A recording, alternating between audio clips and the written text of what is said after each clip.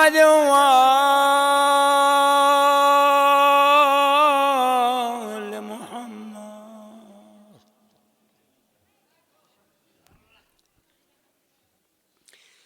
يلعن رسول كربو بلاها ينوم چپاها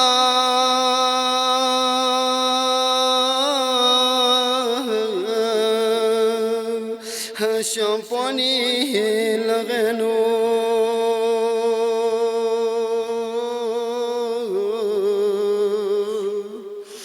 جاگیک پدنی همین ما بابان زین فنا سکھا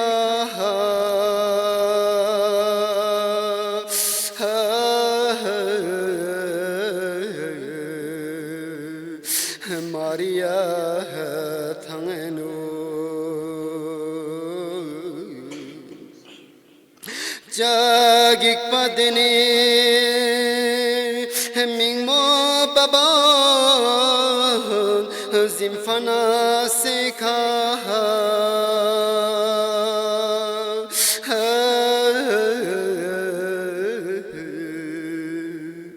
ماریا تھنگنو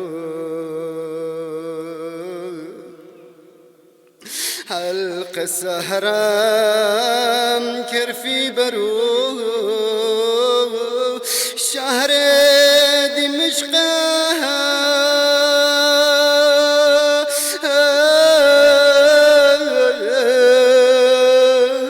درب الله يزيدي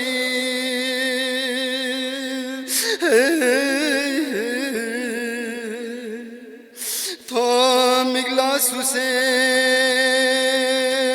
مingma baban bunir gobonko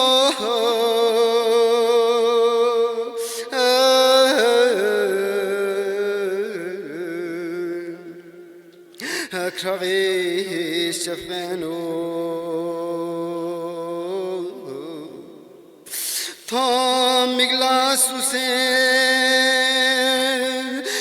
mingma baban bunir gobonko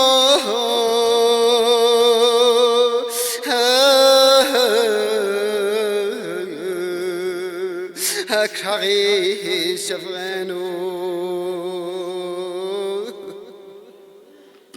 Jot palu segwe ming moyari kangu machukfa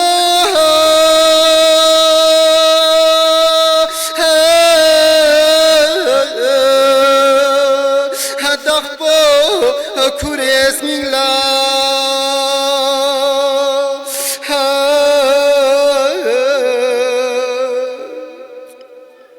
yari min dogika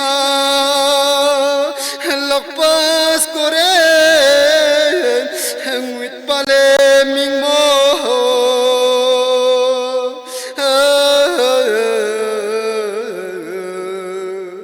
yon boris chageno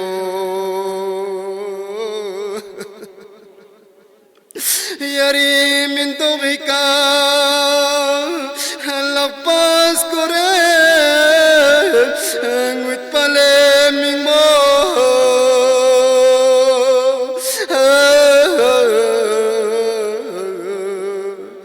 yot bore el chageno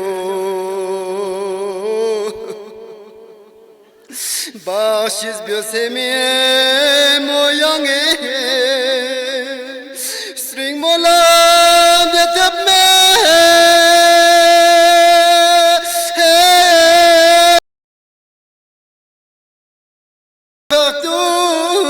biasegik pa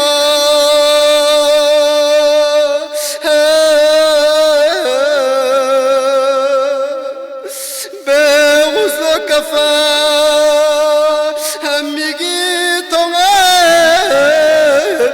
gwet ngaya shamya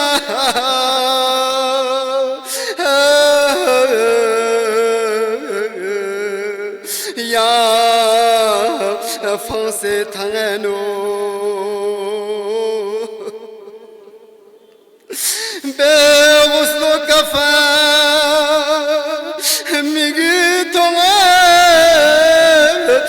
gwet ngaya shama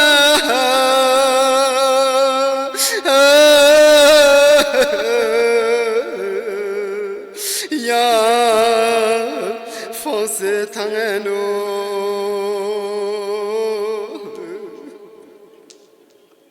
snyak chalna sakina singala ni baba garsha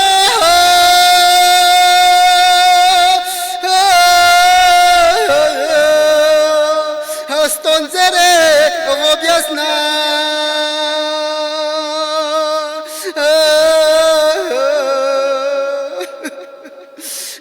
nangwichistano harshe pato spiyari sarpo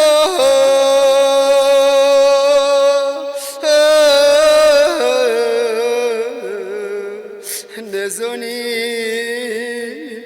prangeno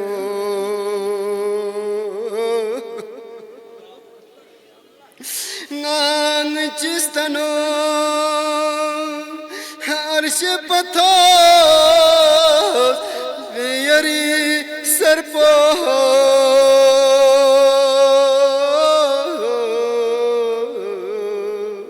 nezoni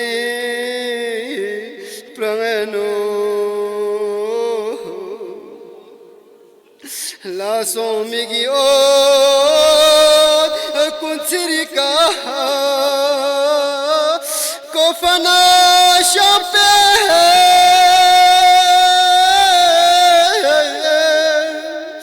zulmi del unika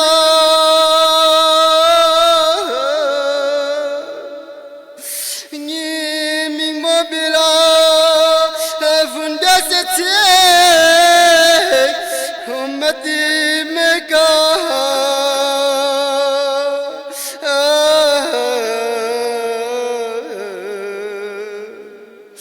jufana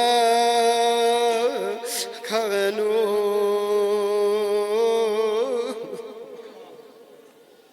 ya juhelemi mokridegwe yari to jalsa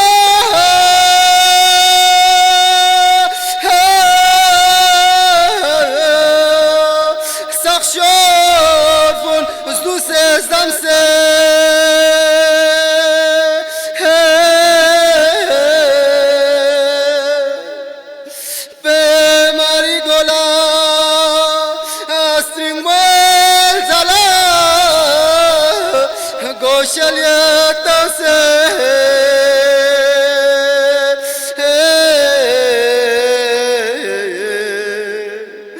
दुश्मनी लगनो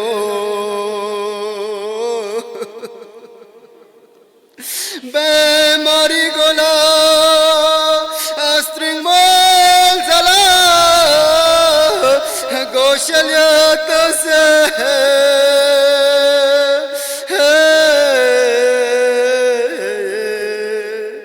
दुश्मनी लगनो nirgal fonnaso ming moyari hakchi magokpa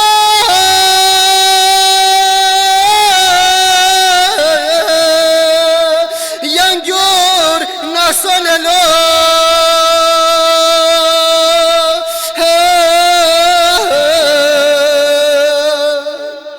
zakir besengi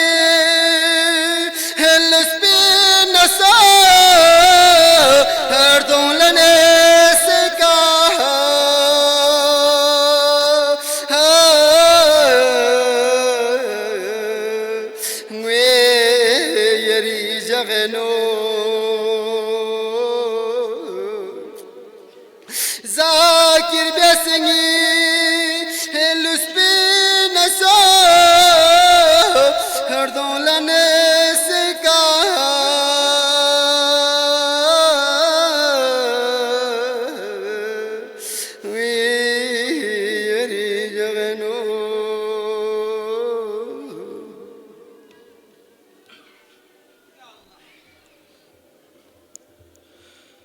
قتل گاہ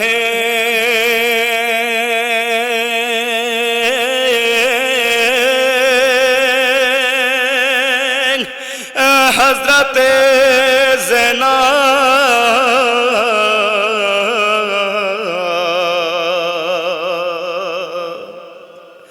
تو چون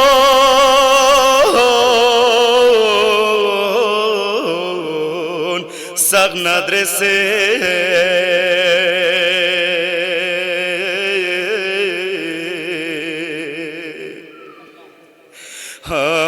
تھن منا تھون شاہ حسینی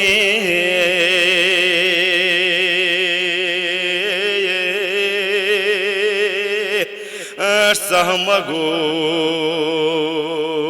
گو نافے سے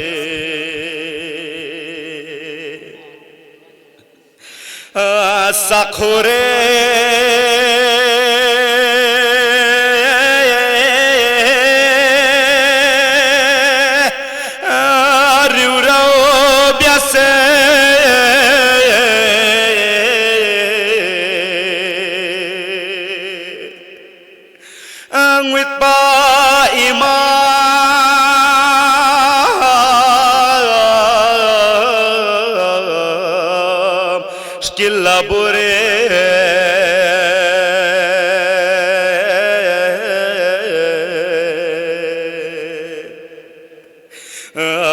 گرگو بینچے ساری لیت پا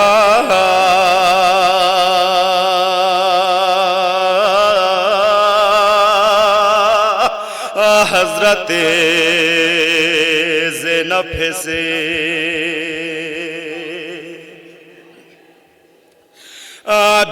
بیاس جو فو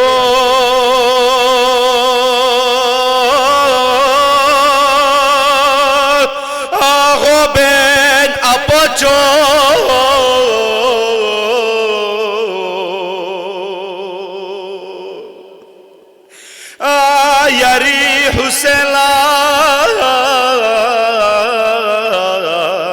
شامپوئیں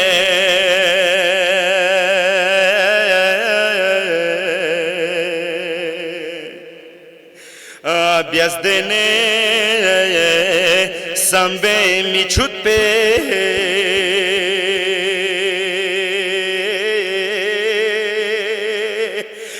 ظلم کو سومت بیاسے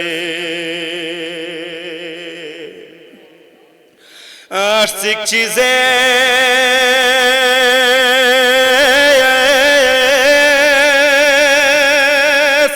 میمو حسینی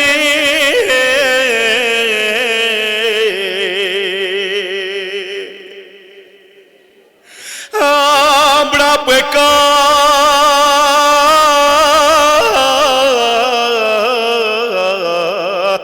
گو کلے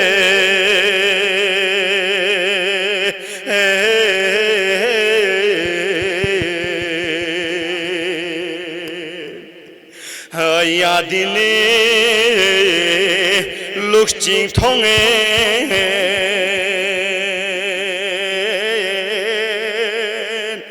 حق پانگا یا شوس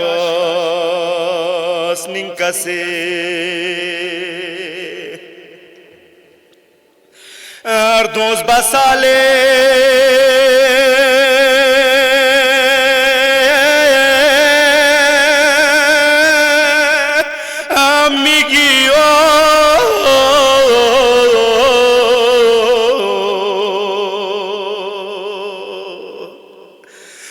دیرنگا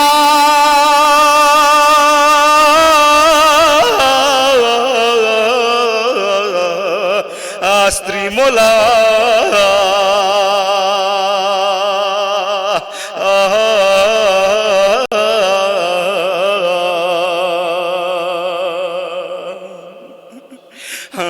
چیر دیانا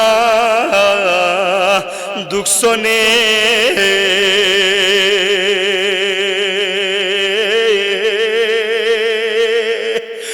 یا چوک چیمی موے نابے سے Iastore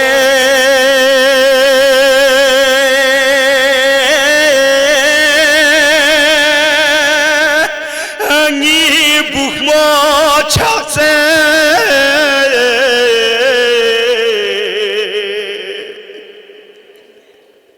Adrul bihal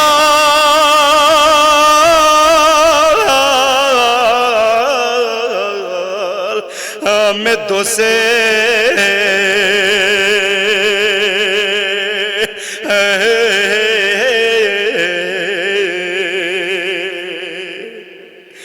شمری ملعونی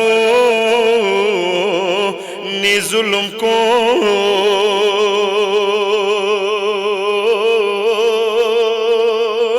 آسوما بیاسپون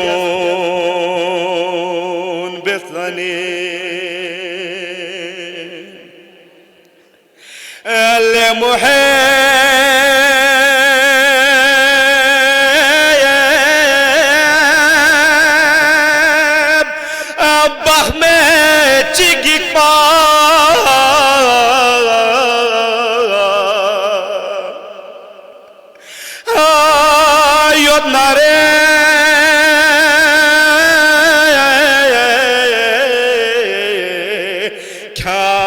Karbala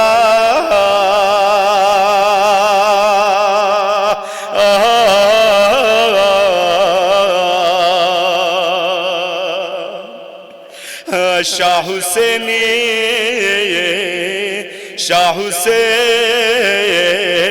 golf دنو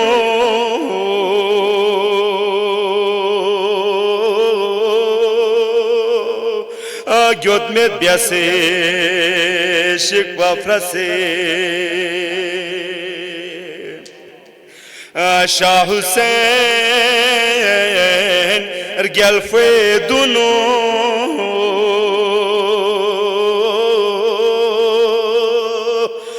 گیوت میں بیاسے شکوا فرسے اللہ اللہ اللہ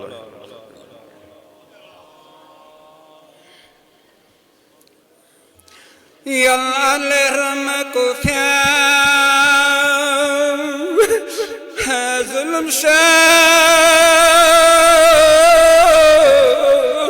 حمد بسيت حسين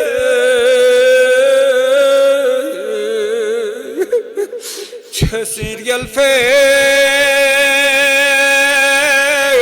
هسمقو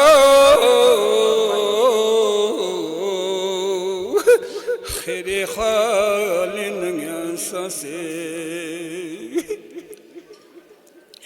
يا جغلا بيتراسي خا حضرتي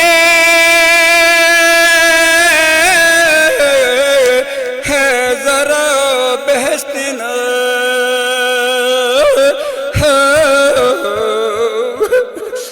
هنرتي نرتاس مرا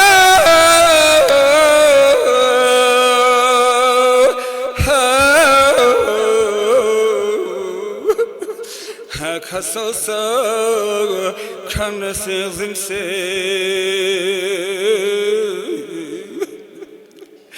يريس مرا خصوني خو عزيز کا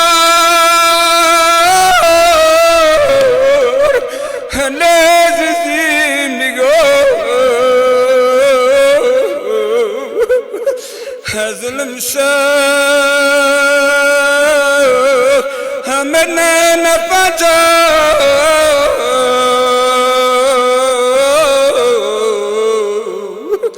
یریر گو نکھات سے خریشس پناری چھا عزیز کا لگو زند سوسے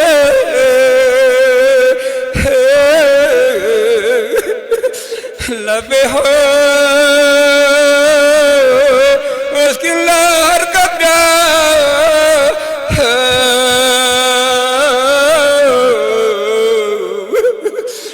سلام بیو لذیذ اس طرح سے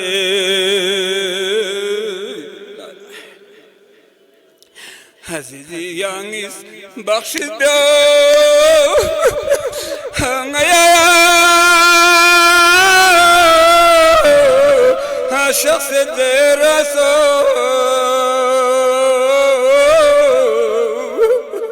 پایدرگو کربلا پھنسے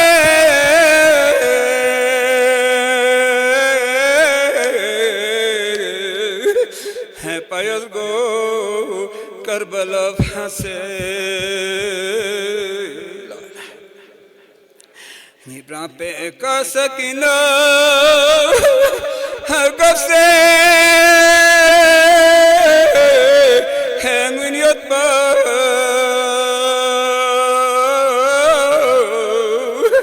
ہاشم اللہ تھو سے کک سے کھے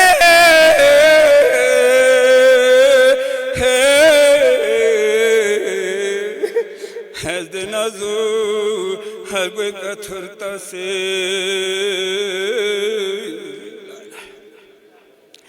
نیسری موشام نا کفینو کھرے گا ہستو پوجاکسا سے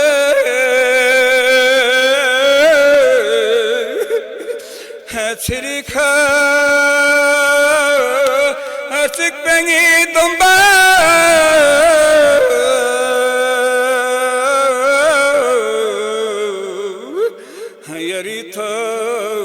لکھ لیلہ سے اللہ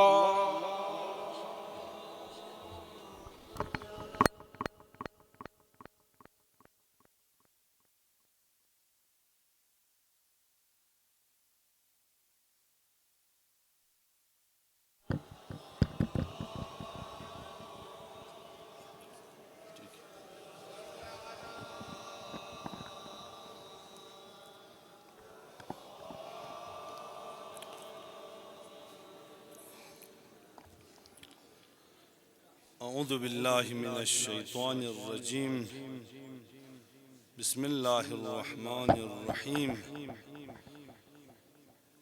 لا حول ولا قوة الا باللہ العلی العظیم السلام علی الحسین المظلوم السلام علی اسیر القربات وقتیل العبرات قال مولانا الصادق علیہ الصلاة والسلام روی عن الحسین علیہ الصلاة والسلام انا قتیل العبرہ لا يذكرني مؤمن إلا استعبر وقال الله تعالى في كتابه الكريم وهو أصدق الصادقين وقوله الحق بسم الله الرحمن الرحيم وإذ ابتلى إبراهيم ربه بكلمات فأتمهن قال إني جائلك للناس إماما ایک صلوات بھیجے محمد و آل محمد پر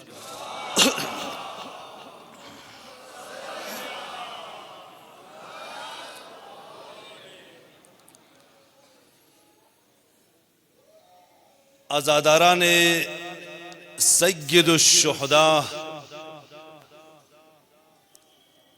ابا عبداللہ الحسین، سب سے پہلے ہم ولی عصر ارواحنا کی خدمت میں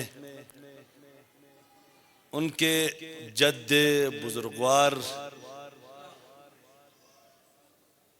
امام حسین ابن علی کی شہادت اور ان کے باوفا اصحاب اور اعوان کی شہادت کی مناسبت سے تسلیت اور تعزیت پیش کرتے ہیں، اور تمام شیعان عالم کو بھی اس مصیبت عظمیٰ میں تسلیت اور تعزیت پیش کرتے ہیں۔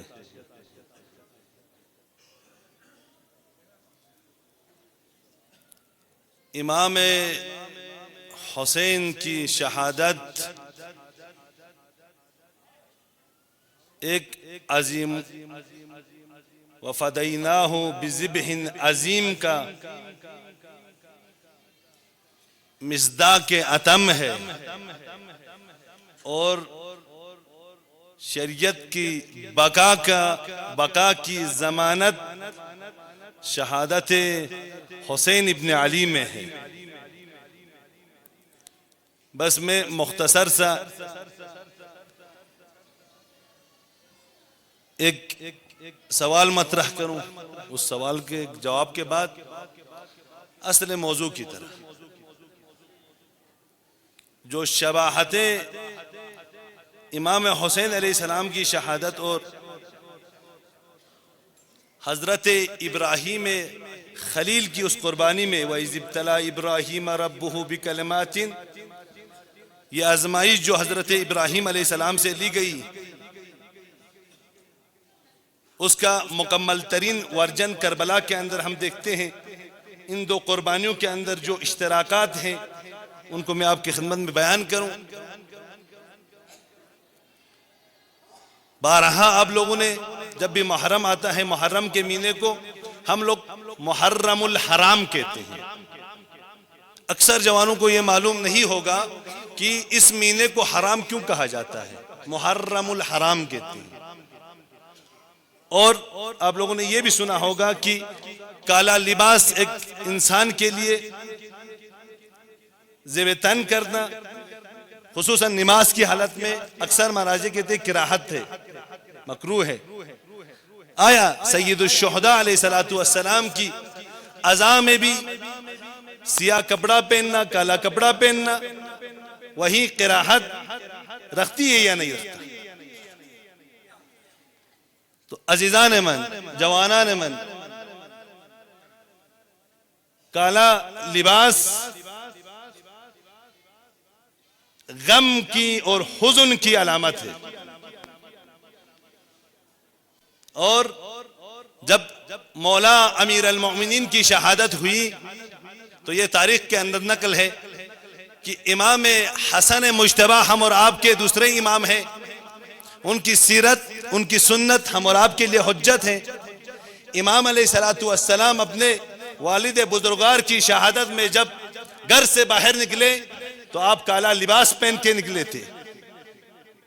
حجت خدا، اس کی سنت یہ ہے کہ غم میں کالا لباس پہنتے تھے۔ دوسری دلیل، جب انہی ایام میں جب مستورات آل اللہ کو یزید نے رہا کر دیا تو کچھ دن کے لیے ان لوگوں نے دمشق کے اندر، شام کے اندر عزائے حسینی بپا کیا، اور مستورات بنی ہاشم نے جب حسین کی مجلس کو ان لوگوں نے بپا کیا تو اس وقت ان کے بدن میں کالے لباس تھے۔ اس وقت امام سید الساجدین حاضر تھے، امام نے منع نہیں فرمایا۔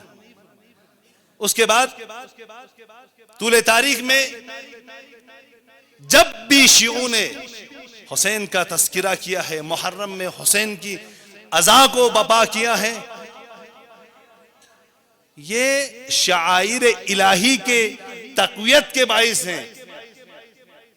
کالا لباس حزن کی علامت ہے۔ یہ تمام مراجع کا حکم ہے کہ عزائے حسینی میں کالا کپڑا پہننا اجر و ثواب اور ایک عمل مستحسن ہے، ثواب کے حقدار ہے۔ ایک صلوات پڑھیں محمد وآل محمد پر۔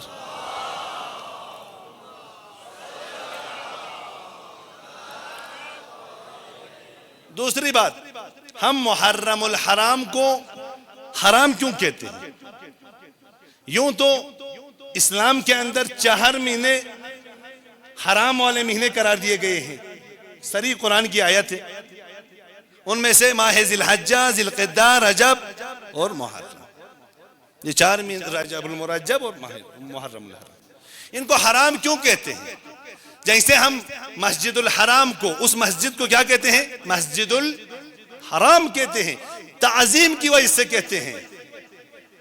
محرم کو اگر محرم الحرام کہتے ہیں تو اس کی عظمت اور تعظیم کی وجہ سے کہتے ہیں۔ ایسے کام جو دوسرے مہینوں میں ہم کرتے تھے، محرم الحرام کے اندر ہمیں ان کاموں سے اجتناب کرنا چاہیے، جیسے کہ قتل و غارت، فساد اور فتنہ اس محرم کے اندر، حتیٰ زبان جاہلیت کے اندر بھی حرام تھا، لیکن یہ یزید جیسے نابلد سیاستدان نے اس ماہ کو آل اللہ پر، آل رسول پر، اطرت رسول پر ان لوگوں نے کیا کیا؟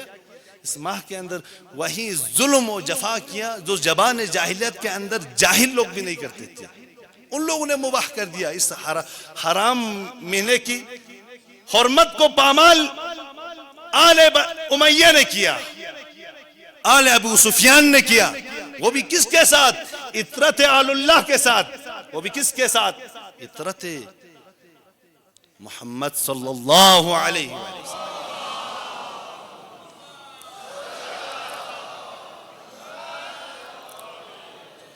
تو برادران من، عزیزان من، اس مہینے کو اگر محرم الحرام کہتے ہیں، حرام کہتے ہیں، تو اس کی تعظیم کی وجہ سے، اس کی عظمت کی وجہ سے ان 4 مہینوں کو قرآن نے بھی کہا ہے کہ یہ ماہ حرام ہے۔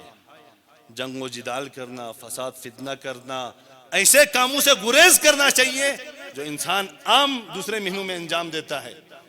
اس مہینے کی ایک خاص حرمت ہے، وہ حرمت امام حسین علیہ السلام کی قربانی کے بعد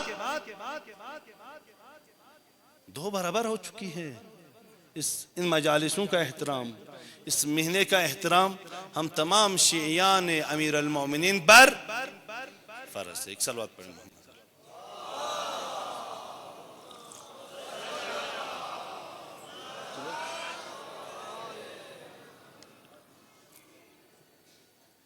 اور ایک صلوات پڑھیں۔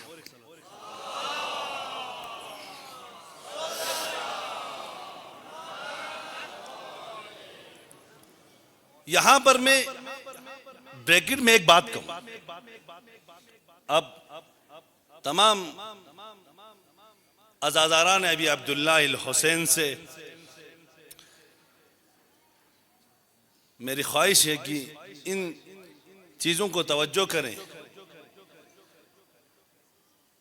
روز تاسوعہ حسینی ایک واقعہ رونما ہوا، اس واقعے کا تعلق جمعیت العلماء اثنا عشریہ کے ڈسپلن سے تھا۔ یہ ڈسپلن کا فالٹ ہے، ہر ادارے کا اپنا ایک ڈسپلن ہے، ہر ادارے کا۔ جمعیت العلماء اثنا عشریہ پورے خطے لداخ کے اندر، حتیٰ میں یہ کہوں کہ ہندوستان کے ٹاپ لیول کے جو ادارے ہیں، ان اداروں میں سے ایک یہ ادارہ جمعیت العلماء اثنا عشریہ کرگل ہے۔ ممکن ہے ایک بہتا ہوا سمندر ہے، یہ اس سمندر میں چھوٹے بڑے واقعات رونما ہونے پر ڈسپلن کے واقعات تھے۔ ان واقعات کا یہ مطلب نہیں ہے کہ جمعیت العلماء اثنا عشریہ کرگل مظلومین کے ہمدرد نہیں ہے، بلکہ مظلومین کے ہمدرد ہیں اور ہمیشہ رہا ہے۔ فلسطین کا مسئلہ ہمارے لیے ایک انسانی مسئلہ ہے، غزے کا مسئلہ ہمارے لیے ایک انسانی مسئلہ ہے، اس لیے کہ 39,000 لوگ وہاں پہ شہید ہو چکے ہیں۔ اور بیت المقدس کا مسئلہ، فلسطین کا مسئلہ ہمارے لیے ایک عقیدتی مسئلہ ہے، اس لیے کہ بیت المقدس قبلہ اول مسلمین ہے، اور جو مسئلہ رونما ہوا وہ ہمارے ڈسپلن سے مرتبط تھا۔ ہر ادارے کا اپنا ایک ڈسپلن ہوتا ہے۔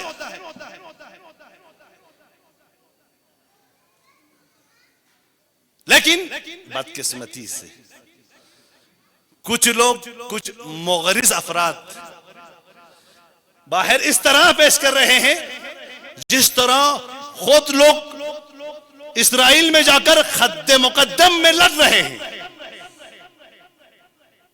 ہم لوگ اسرائیل کے ساتھ کھڑے ہیں، خود جا کر فلسطینیوں کے ساتھ خط مقدم میں، جبہے میں جا کر جنگ کر رہے ہیں. بھائی ایسا بھی نہیں ہے، یہ سمندر ہے، یہاں ڈسپلن کا اتنے لوگ آ جاتے ہیں. اتنا اس سال جو لوگوں کی تعداد تھی، میں نے دستوں پہ ایک نظر کی تو 20 سے زائد دستے یہاں پر آئے. ان کا ڈسپلن کا وہ نظم و نسق تھا، وہ سخت تھا. تو یہ مسئلہ ہمارے عقیدے، یہ ایسا مسئلہ نہیں ہے کہ جمعیت العلماء اثنا عشریہ کرگل مظلومین کے ہمدرد نہیں ہے، بلکہ ہمارے صدر محترم نے روز عاشوراء کے اختتامی جلسے میں، اختتام میں صراحتاً طور پر کیا کہ ہم مظلومین کے حامی ہیں اور مظلومین کے لیے ہمیشہ تذکرہ کرتے ہیں، ان کے لیے دعا گو ہیں. اور ہر سال ماہ رمضان کے آخری ہفتے میں، آخری جمعے میں جمعیت العلماء اثنا عشریہ کرگل کی قیادت میں امام راحل کے فرمان پہ لبیک کہتے ہوئے ایک عظیم الشان ریلی نکالی جاتی ہے، جس ریلی میں مستکبرین عالم کو اور مظلومین عالم کی حمایت کرتے ہوئے کرگل کا سب سے بڑا اجلاس مظلومین کی حمایت میں ہم لوگ نکالتے ہیں. آج کچھ لوگ آ کر کہتے ہیں کہ جمعیت العلماء اثنا عشریہ مظلومین کے ہمدرد نہیں ہے. برادران من، آپ کرگل کی تاریخ اٹھا کر دیکھیں، جب بھی فلسطین ہو، چاہے دیگر مظلومین ہو، کوئی بھی مظلوم ہے، مظلوم صرف مختص نہیں ہے فلسطین سے، بلکہ آج آپ دیکھ رہے ہیں افغانستان کے اندر طالبان نے امام حسین کے تمام پرچم کو اتار دیے ہیں نیچے. عمان کے اندر حسینی جلسے کے اندر، اس مجلس کے اندر بم دھماکہ ہوا، وہاں لوگ شہید ہو گئے. آذربائیجان کے اندر شیعہ نے حسین کو آزادی کرنے نہیں دے رہے ہیں. بحرین کے اندر، عربستان کے اندر، ہم تمام امام حسین علیہ السلام کی نہضت کو روکنے والے سب کے اور ان تمام مظلومین کے ہمدرد ہیں. اور آپ نے دیکھا ہوگا اسی سال 7 اکتوبر کے بعد جب وہ واقعات رونما ہوئے فلسطین کے اندر، تب سے آج تک کبھی ہم نے کینڈل مارچ کیا، کبھی ہم نے اطلاعیہ دیا، مذمت کی اسرائیل کی، اور حتیٰ جمعیت العلماء کی طرف سے یہ اعلان ہوا کہ مظلومین فلسطین کے لیے ہمارے یہاں چندہ جمع ہو رہا ہے. یہ آپ لوگ سب نے سوشل میڈیا پہ سنا ہوگا. تو آج کچھ لوگ باہر یہ پیغام منتشر کر رہے ہیں جیسے کہ خود لوگ جا کر اسرائیل کے ساتھ لڑ رہے ہیں، خط مقدم میں لڑ رہے ہیں. برادران ہماری یہ کیا باتیں ہیں؟ امام حسین کی عزاداری میں اپنا ہمارا ایک قاعدہ ہے، ایک قانون ہے، ایک ڈسپلن ہے. ہاں، یہ ڈسپلن کا فالٹ تھا، اس سے زیادہ کچھ نہیں تھا. صلوات بھیجئے محمد والے.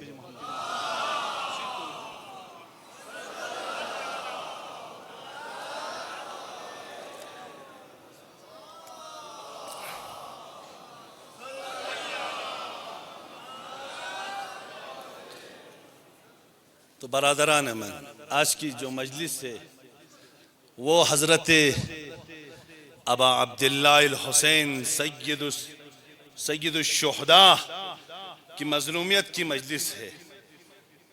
تو میں نے پہلے ہی موضوع مشخص کر دیا آپ لوگوں کو. حضرت ابراہیم میں مختصر کروں کیونکہ اس کے بعد جمعہ بھی ہے آج، تو میں مختصر بالکل کچھ تفصیل میں نہ جاؤں، جملات کو بالکل کنٹرول کے ساتھ ریز بیان کروں آپ کی خدمت میں. وہ یہ کہ حضرت ابراہیم دو قربانیاں دیکھیں، سنیں ایسا نہیں، باتیں نہ کریں برادران، باتیں نہ کریں. ایک صلوات بھیجئے. اور میں پیچھے جتنے بھی برادر بیٹھے ہیں اگر ان کی کمر میں درد نہیں ہے جو ٹیک لگا کر بیٹھے نا ان سے گزارش ہے امام حسین کی محفل کا اس مجلس امام حسین کی اس مجلس کا احترام کرتے ہوئے جوانوں سے خصوصاً گزارش ہے کہ وہ کھڑے ہو جائیں مجلس کو زینت دے آگے آئیں زینت دے ایک صلوات بھیجے محمد علیہ محمد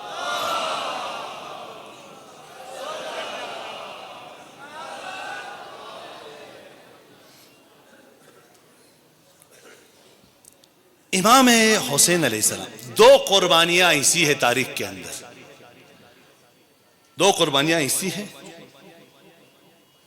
جو تمام قربانیوں پر باری ہے ایک ابراہیم کی قربانی ایک حضرت حسین ابن علی کی قربانی دو قربانیاں عظیم اس کو میں تھوڑا کھولنا چاہوں گا یہ دونوں قربانیاں فرا زمانی ہے فرا مکانی ہے یعنی کیا میں آپ کو سمجھا رہا ہوں اب توجہ کریں حضرت ابراہیم کی جو قربانی حضرت خدائے متعال جب بھی کسی اولیاء ہے الہی کو ایک مقام عطا کرنا چاہتا ہے تو انہیں آزمائش میں مبتلا کرتا ہے ایک مقام کے لیے حضرت ابراہیم علیہ السلام کو خدائے متعال نے وَإِذِ ابْتَلَى إِبْرَاهِيمَ رَبُّهُ بِكَلِمَاتٍ ابراہیم کو کچھ کلمات کے ذریعے کچھ امتحانوں کے ذریعے آزمانا شروع کیا ابراہیم اس ٹائم میں اللہ کے ایک خلیل بھی تھے اللہ کے نبی بھی تھے ابراہیم کو ایک مقام عطا کرنا تھا اس مقام سے پہلے ابراہیم کو آزمانا تھا خدائے متعال کو اور حضرت ابراہیم کو آزمایا خدا نے یہ یہیں پہ رکھیں اس کے بعد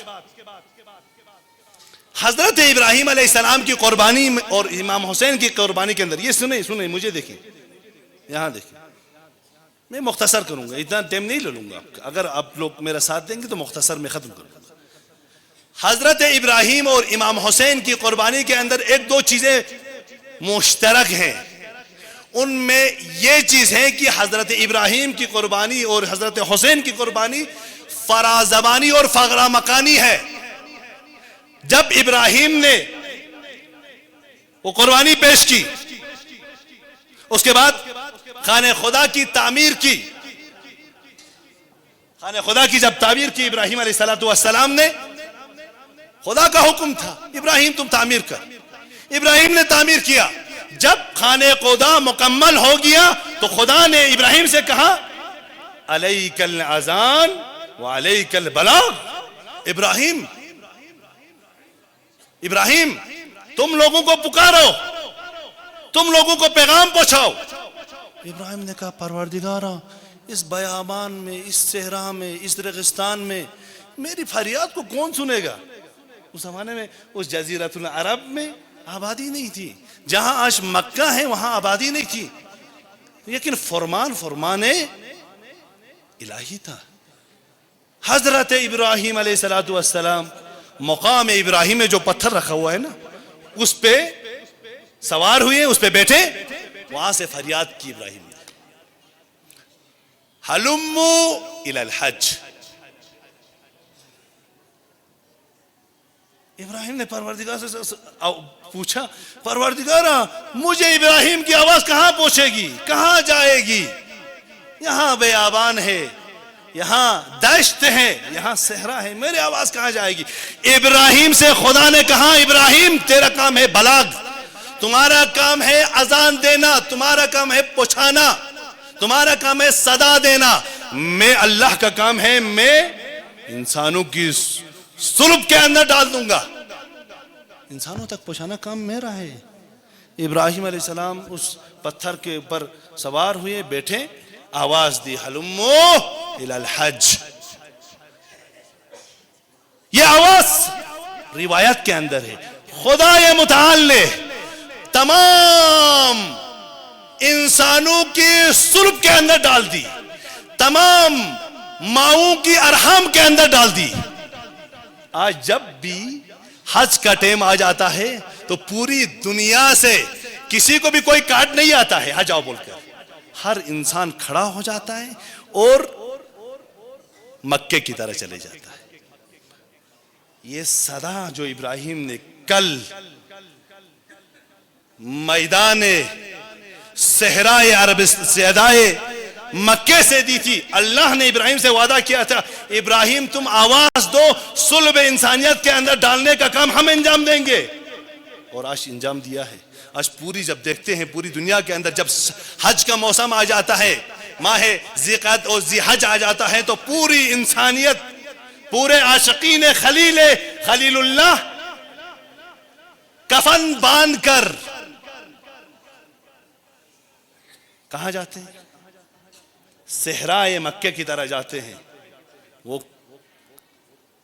اور امام صادق علیہ السلام سے روایت ہے جتنے بھی اسلاف نے جب اسلاف، اب میں ان میں تفصیل میں نہیں جاؤں گا، جتنے بھی اسلاف نے حضرت ابراہیم کی ندا پر لبیک یا خلیل اللہ کہا تھا، ان سب کو حج نصیب ہوتی ہے۔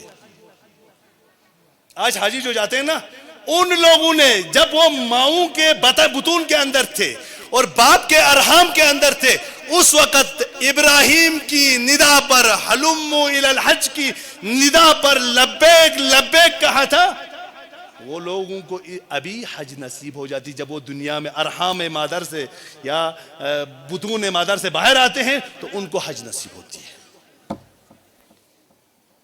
اور سن 61 ہجری دشت نینوا سے، کرب و بلا کے میدان سے، ہم اور آپ کے غریب، مظلوم، تنہا آقا نے فریاد دی روز عاشور جب عباس شہید ہو چکے تھے، علی اکبر خون اور مٹی میں ڈوب چکے تھے، کوئی انصار حسین کے لیے باقی نہیں بچا تھا۔ اور میں یہاں پر ایک پرنٹس کے اندر، بریکٹ کے اندر ایک بات بیان کروں، وہ یہ ہے کہ عزیزان من، روز عاشور باطن کربلا کے اندر، ملکوت کربلا کے اندر ہم رسول اللہ تھے، ہم حضرت فاطمہ آئی ہوئی تھی، ہم پوری خدائی کربلا میں موجود تھی، 1,24,000 انبیاء ملکوت کربلا کے اندر موجود تھے، حسین کے امتحان کو سامنے سے دیکھ رہے تھے۔ حضرت رسول اللہ تھے، 1,24,000 انبیاء تھے، حضرت رسول خاتم النبیین ہے۔ آپ لوگوں نے دنیا کے اندر دنیا کا ڈسپلن دیکھا ہوگا، جب ہمارے مملکت کا سب سے بڑی شخصیت کہیں جاتا ہے تو اس کے ساتھ چھوٹی جتنے بھی شخصیات ہیں وہ اس کے ساتھ جاتی ہے اس جگہ۔ جب کربلا کے اندر، کربلا کے میدان میں روز عاشور، جب نبی مکرم اسلام آئے ہوں تو 1,24,000 1,23,999 انبیاء نہیں آئے ہوں گے، ضرور آئے ہوں گے۔ اور اللہ کے تمام فرشتے کربلائے معلیٰ کے اندر موجود تھے۔ یعنی میں ایک جملے میں کہوں گا تو پوری خدائی کربلا کے اندر حسین کی امتحان کے نظارہ گر تھے۔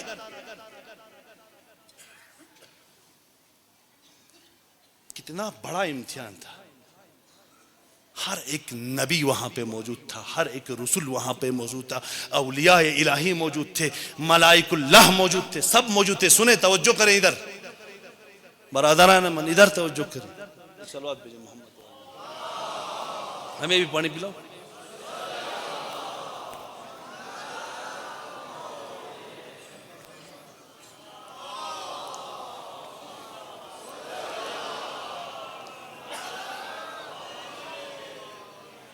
جب میں اور آپ کا مولا تنہا ہو گیا کربلا میں،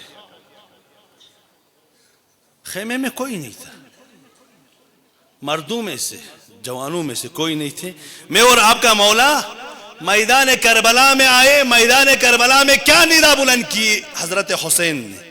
اب سب نے سنی ہے اس ندا کو، دنیا میں آنے سے پہلے سنی تھی، جب آپ ارحام مادر کے اندر تھے، ارحام پدر کے اندر تھے اور بطون مادر کے اندر تھے، تب سنی تھی اس ندا کو، آج نہیں۔ آج آپ دیکھو دنیا کے اندر حضرت حسین نے کربلا میں ایک ندا بلند کی، حل من ناصرین ینصرنا کی۔ اس ندا کو بھی خدا نے ارحام پدر کے اندر اور بطون مادر کے اندر رکھ دیا. اس کا بہترین ثبوت یہ ہے کہ جب بھی محرم کا چاند نظر آتا ہے تو آدمی کے اندر ایک تڑپ آ جاتی ہے. ان بچوں کو کسی نے نہیں سکھایا ماتم سارا جاؤ حسینیہ چلے جاؤ, وہ خود بخود خوشجوش. جب بھی محرم کا چاند نمودار ہوتا ہے تو کیا ہوتا ہے, ایک انقلاب آنا شروع ہو جاتا ہے. خود انسان کالا لباس پہنتا ہے, بازار کو سجاتا ہے, حسینیوں کو سجانا شروع کرتا ہے. ایک عشق حسینی کا فوارہ ان دلوں سے ہونا شروع ہو جاتا ہے. ایک صلوات بھیجو محمد والے.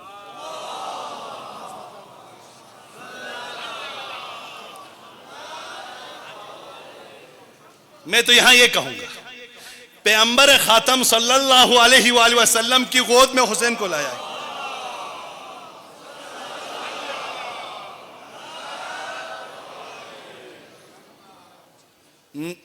روایت کے اندر ہے پیغمبر اسلام کی نظر حسین پر پڑی.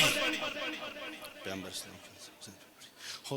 رسول آگے بڑھے, حسین کو اپنی گودی میں اٹھایا, چومنا شروع کر دیا حسین کو. حسین کے ان لبوں کو چوما جن لبوں کو یزید نے چوب خضراء سے مارا. حسین کے گلے کو چومنا شروع کیا. کس گلے کو؟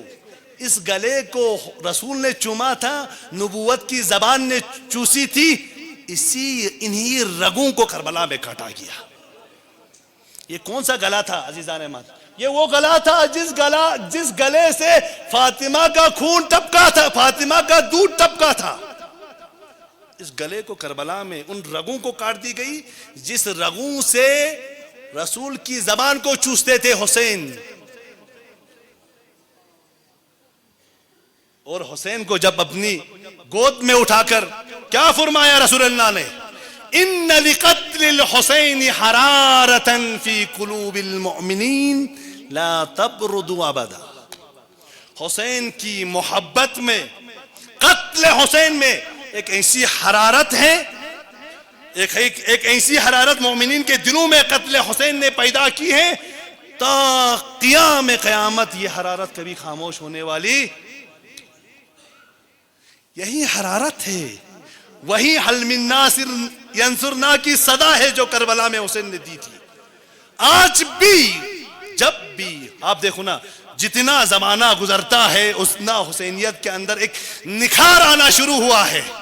ایک ٹائم میں ہمارے پاس 40 جیسا سرمایہ موجود نہیں تھا. ایسا نہیں ہے کہ روایت کے اندر نہیں تھا, روایت کے اندر ہے. مومن کی جو امام حسن العسکری سے روایت ہے, مومن کی 5 علامات ہے. علامات المومن 5 علامات ہے. ان میں سے ایک کیا ہے؟ زیارت 40 پڑھنا. وہ سرمایہ ہمارے ہاتھوں میں نہیں تھا.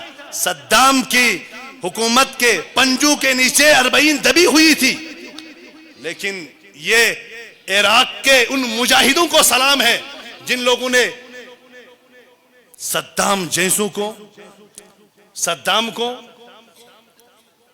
کی حکومت کو تہس و نہس کر کے ایک ایسی نہضت قائم کی کہ جس نہضت کے بطن سے 40 ظہور ہوئی, 40 باہر آئی. آج دنیا کا مذہبی لیول پر سب سے بڑا اجتماع کربلا معلی کے اندر ہوتا ہے. میں تو یہ کہوں گا دنیا کا سب سے بڑا مقناطیس, دلوں کو کھینچنے والا مقناطیس کربلا معلی کے اندر ہے. جتنے بھی دل دنیا کے اندر ہے ان تمام دلوں کو, ان تمام قلوب کو اگر کوئی مقناطیس کھینچنے کی صلاحیت رکھتا ہے تو وہ حسین ابن علی ہے جو کربلا معلی کے اندر خون اور کربلا کی مٹی میں غلطاں ہے. اور عاشقان حسین صرف اور صرف ایک مذہب تک محدود نہیں ہے. آپ 40 کے جب جلوس میں دیکھتے ہیں تو وہاں کرسچن بھی ہے. میں نے کل ایک ویڈیو دیکھا, وہاں کرسچن بھی ہے, وہاں یہودی بھی ہے, وہاں ہندو بھی ہے, وہاں بدھ بھی ہے, وہاں چینی بھی ہے, افریقائی بھی ہے, برطانیہ والے بھی ہے, امریکہ والے بھی ہے. تمام دنیا, یعنی حسین کی محبت نے الحسین یجمعنا, حسین نے ہم سب کو جمع کر دیا ہے. یہ اس مقناطیس کی طاقت ہے جو کربلا معلیٰ کے اندر ہے. تو رسول اللہ صلی اللہ علیہ وآلہ وسلم نے 1400 سال پہلے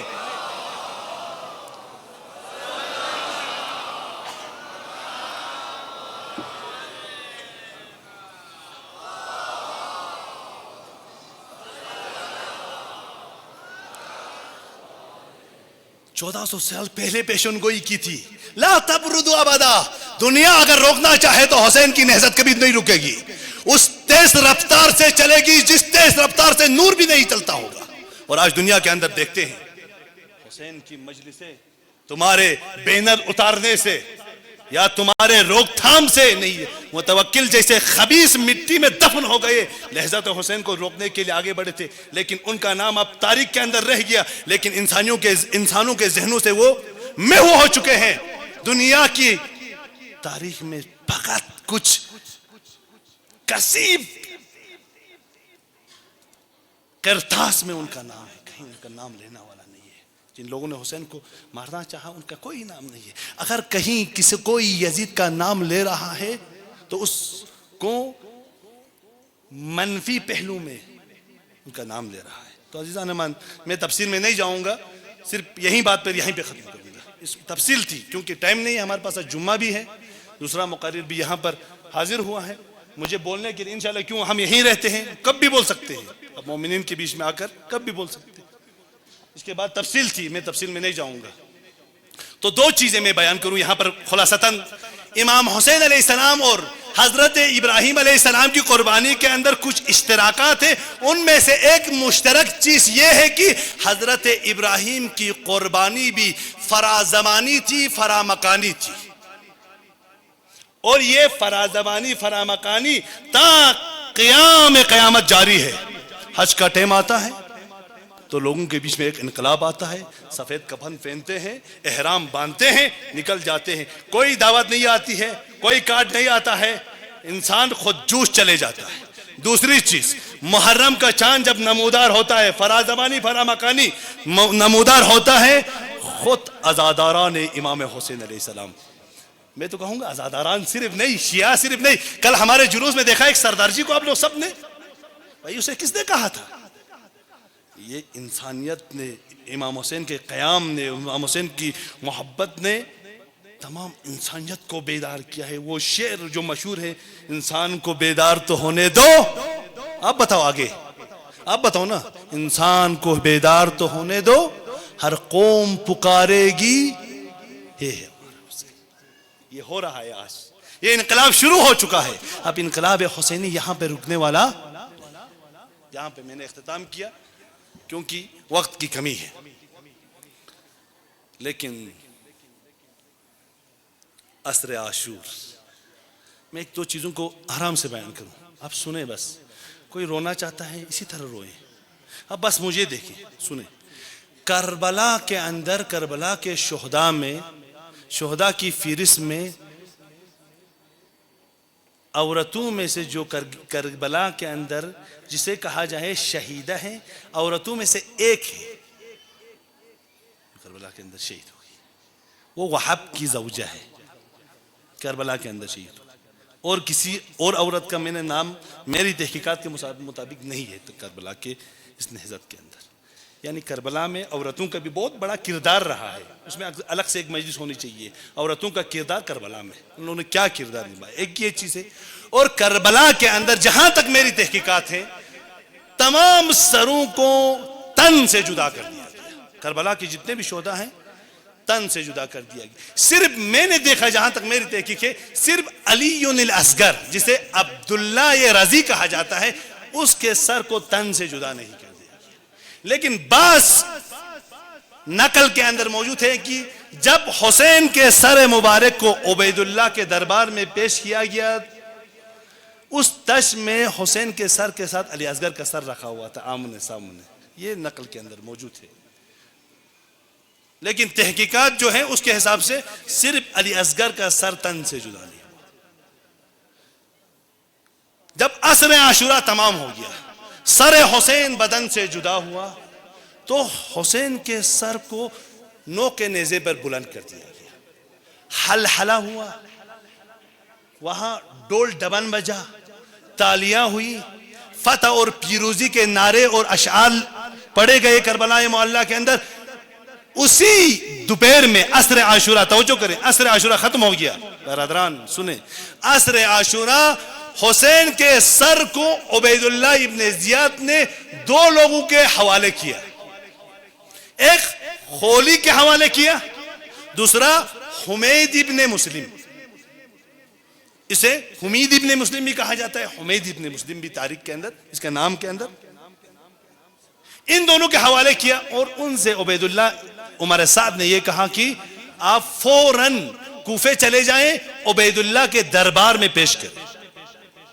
ان لوگوں نے ایک تھیلے میں امام حسین کا سر رکھا، باقی سروں کو رکھ دیا گیا. وہیں پہ کربلا میں تھے.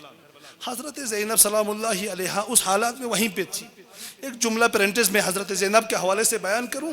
امام زین العابدین فرماتے ہیں کہ ہم لوگ جب امام حسین کی شہادت کے بعد ایک جلے ہوئے خیمے کے اندر رات گزاری. ہم نے نہ ٹھنڈی سے وہاں پہ ہم بچ سکتے تھے، نہ گرمی سے. ان حالات میں بھی، روزہ عاشورہ کے وہ سخت حالات میں بھی حضرت زینب سلام اللہ علیہا نے رات کو اٹھ کر نماز شب پڑھا. یہ روایت ہے امام زین العابدین سے. ان حالات میں بھی حضرت زینب نے امام حسین کے سر کو لے کر جب یہ دو شخصیات چلے گئی، دو شخص چلے گئے، یہ دو ملعون چلے گئے کہاں پہ؟ کوفے کی طرح. آپ کو پتا ہے کوفے سے کربلا کا جو مسافت ہے وہ 80 سے 90 کلومیٹر کے بیچ میں ہے تقریب بیان کرتا ہوں. اس فاصلے میں یہ جب کوفے پہنچ گئے، رات ہو چکی تھی، بہت دیر ہو چکا تھا. کوفے کے دروازے، یہ دربار کے دروازے، امارہ کے دروازے بند ہو چکے تھے، دارالامارہ کے دروازے. ان لوگوں نے دروازے کھولنے کی کوشش کی، کوئی دروازہ کھلا نہیں. خولی نے حسین کے سر کو کہاں لیا؟ اس رات حسین کا سر کہاں تھا؟ حسین کا سر خولی کے گھر میں تھا. خولی کی دو بیویاں تھی، ایک مؤمنہ تھی، دوسرے فرق سے تھی. وہ پہلے اس زوجہ کے گھر گیا، اس نے دروازہ نہیں کھولا تو خولی مجبور ہو کر کہاں آیا؟ اس مومنہ عورت کے گھر آیا. اس کی زوجہ تھی، اس کے گھر آیا، رات کو دخل باب کیا، اندر داخل ہو گیا. یہاں پر میں نے دو نقل دیکھے. ایک نقل جو میں نے تاریخ کے اندر دیکھا وہ بھی بیان کروں گا. ایک جو مشہور بیان کیا ہے وہ یہ ہے کہ مشہور یہ ہے کہ خولی نے حسین کے سر مبارک کو اس تنور کے اندر رکھ دیا. لیکن جو نقل کے اندر میں نے دیکھا اس میں یہ کہ خولی کے گھر میں ایک دیگ تھا، بڑا سا دیگ تھا، اس دیگ کے نیچے حسین کے سر کو رکھ دیا. خولی جا کر سو گیا. اس کی زوجہ رات کو کسی کام سے جاگ گئی. وہ جب گھر کے آنگن میں آئی تو اس نے دیکھا ایک نور تنور سے روشن ہے، ایک ستون کی طرح جو آسمانوں میں ختم ہو رہا ہے، یا اس دیگ سے طلوع ہو رہا تھا، آسمانوں میں وہ ستون ختم ہو رہا تھا. اور اس دیگ کے اطراف میں سفید پرندوں کو دیکھا جو ارد گرد گھوم رہے تھے. وہ پریشان ہو گئی وہ عورت چلے گئی، خولی کو جگایا، کہا کہ خولی اس تنور کے اندر کیا ہے؟ اس دیگ کے اندر کیا رکھا ہے تم نے؟ خولی آنکھوں میں ہاتھ مسلتے ہوئے آیا، کہا کہ یہ سر حسین کا سر ہے. سر حسین کو وہاں. عزیزان من، حسین کا اجڑا ہوا قافلہ جب شام پہنچ گیا تو ایک صحابی رسول ہے سہیل ابن ساعدی، تقریباً مجھے نام میرے ذہن میں جو ہے، وہ کہتا ہے میں بیت المقدس کی زیارت کے لیے گیا تھا. بیت المقدس کی اس زمانے میں زیارت کرتے تھے. واپسی میں جب میں شام پہنچا، بیت المقدس فلسطین جہاں قریب ہے اس کے، سیریا سے شام پہنچا، بازار دمشق کے اندر جب میں پہنچا تو میں نے دیکھا بازار بند ہے، بازار میں آج چھٹی ہے. میں نے لوگوں سے پوچھا، لوگوں سے احوال بیان کیا، کیا خبر ہے آج؟ کہا آپ کو معلوم نہیں ہے؟ شام والوں کو یہ بتایا نہیں گیا تھا کہ یہ حسین کا سر ہے، یہ فرزندان آل اللہ ہے یا فرزندان رسول اللہ صلی اللہ علیہ وسلم، نہیں بتایا گیا تھا. ان کو یہ کہا گیا تھا کچھ باغی لوگ ہیں، کچھ بغاوت کی ہے، امیر المومنین نعوذ باللہ یزید کی حکومت کے کچھ لوگوں نے بغاوت کی، ان لوگوں کو لایا جا رہا ہے۔ اس نے بھی سوچا آج میرا کام بازار بند ہے تو میں بھی چلے جاؤں۔ وہ کہتا ہے کہ میں باب الساعہ کی طرح گیا، ایک دروازہ تھا وہاں پر، باب الساعہ کی طرح گیا تو میں نے دیکھا کہ وہاں تمام شامی جمع ہے، ڈول ڈبن لے کر، عورتیں چھتوں میں ہیں، انتظار کر رہی ہو، جشن کی تیاری تھی، پورے شام کے اندر جشن کی تیاری تھی۔ وہ کہتا ہے میں بھی تعجب کرنے لگا کس جشن کی تیاری ہو رہی ہے۔ اتنے میں نے دیکھا کہ کچھ سروں کو دیکھا جو نوک نیزے پر بلند ہے۔ ایک سر کو دیکھا ایک شخص جو سب سے پہلے تھا، اس کی داڑھی سفید تھی لیکن اس داڑھی میں خون سے وہ داڑھی ڈوبی ہوئی تھی اور مٹی اس کے رخسار میں تھی۔ میں بڑھتے گیا، ان سروں کے پیچھے کچھ مستورات تھی، کچھ عورتیں تھی جنہیں ایک ہی رسی میں باندھ دیا گیا تھا۔ اس کے بعد ایک کمزور شخص ایک گھوڑے پر سوار تھا جس کو گھوڑے کے ساتھ باندھ دیا گیا تھا۔ میں بڑھتے گیا، اس آدمی کے پاس گیا، اس کمزور اور نحیف شخص کے پاس گیا جسے گھوڑے کے ساتھ باندھ دیا گیا تھا۔ میں نے اس سے پوچھا، اس نے مجھے آواز دی، شاید اس نے مجھے پہچان لیا۔ بھلا کیسے نہیں پہچانتا؟ یہ رسول اللہ کا صحابی ہے، وہ رسول اللہ کا بیٹا ہے، کیسے نہیں پہچانتا؟ اس نے کہا، دھیمی آواز میں کہا، سہیل قریب آؤ۔ میں نے تعجب کیا، اس آدمی نے مجھے کیسے پہچانا، یہ کون ہے؟ وہ کہتا ہے میں آگے گیا تو کہتا ہے سہیل تم نے مجھے پہچانا؟ تو میں نے کہا نہیں، میں نے آپ کو نہیں پہچانا، آپ کون ہے؟ کہا میں علی ابن حسین ہوں، آپ کا امام ہوں۔ میں نے کہا مولا یہ سر کس کا ہے؟ کہا کہ یہ سر میرے بابا حسین کا ہے۔ وہ سر جو دیکھ رہے ہو میرے چچا حضرت ابوالفضل عباس کا ہے، اور جن عورتوں کو تم دیکھ رہے ہو ایک رسی میں باندھے ہوئے ہیں، یہ علی کی بیٹی زینب کبریٰ ہے، یہ کلثوم بنت علی ہے، وہ رقیہ بنت حسین ہے، یہ میرا بیٹا واقر ہے۔ کہا مولا یہ کیا ہوا؟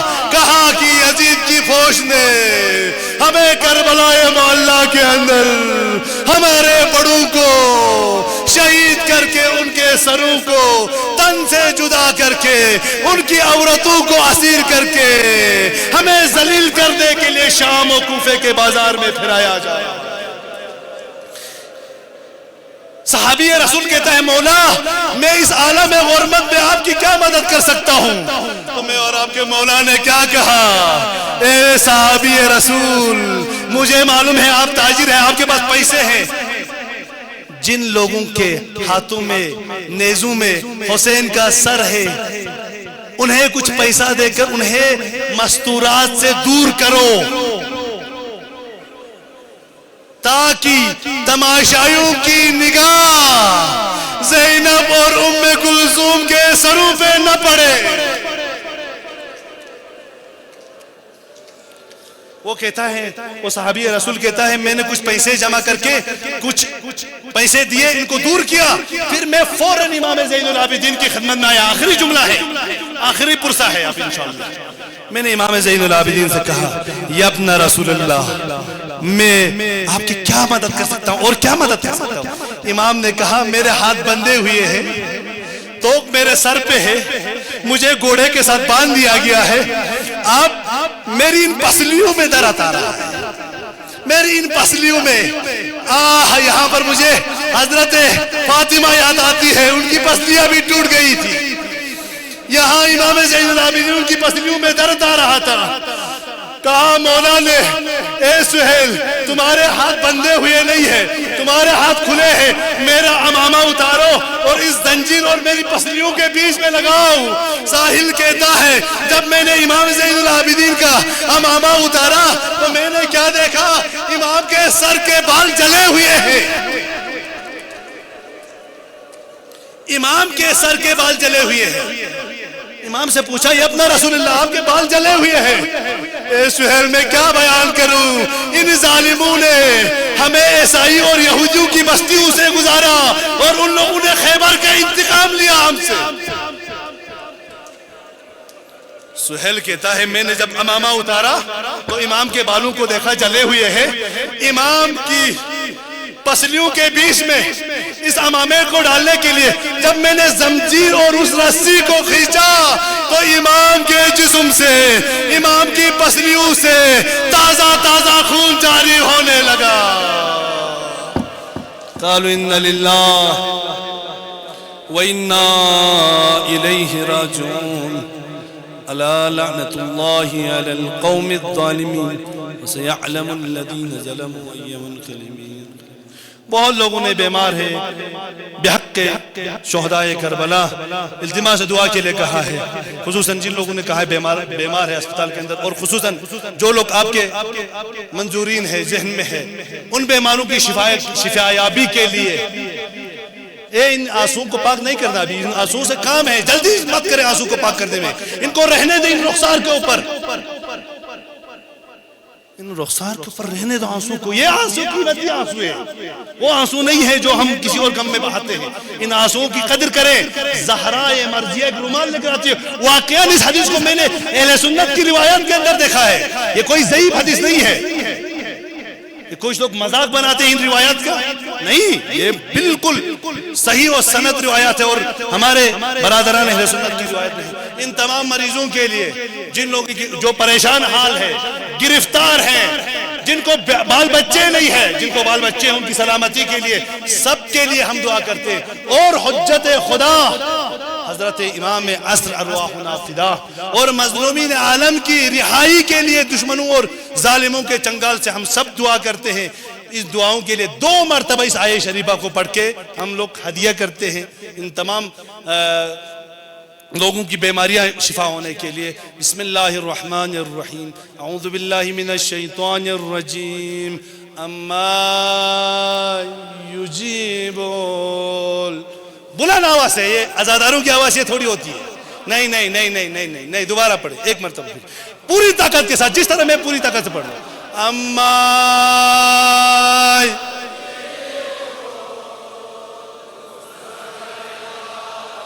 ابھی بھی بولا, ابھی نہیں, پوری طاقت چھوڑے. اما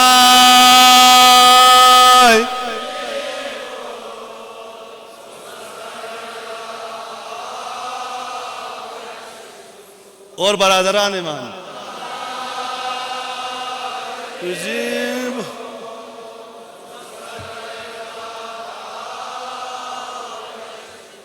برادران ایمان, یہاں پر جفا ہوگا. ہم ان تمام علماء, ان تمام سادات, ان تمام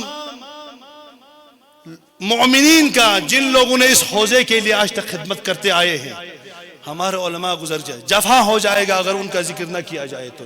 یہ اتنا بڑا مرکز جو کرگل کے لیے ایک افتخار آمیز مرکز ہے, اس کی بنیاد رکھی وہ بھی تقوی پر.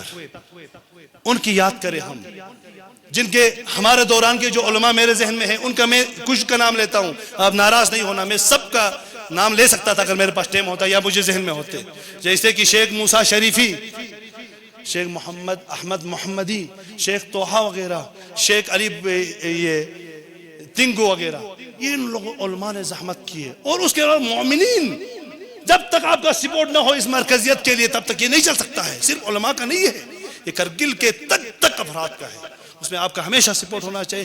انشاءاللہ ان کو غریق رحمت ہونے کے لیے خدایا ان کو غریق رحمت کرے, جنت فردوس میں اعلیٰ درجہ ان کو عنایت کرنے کے لیے. اور جو لوگ زحمتیں کر رہے ہیں, جوانان کھانا بنا رہے ہیں, بینر لگا رہے ہیں, جلوس میں انتظامی کمیٹی بن کر مختلف شکل و شمائل کے اندر اسلامی سکول کی جو لوگ مدد کرتے ہیں, پروردگارہ اگر وہ اس دنیا سے چلے گئے ہیں تو انہیں غریق رحمت فرما.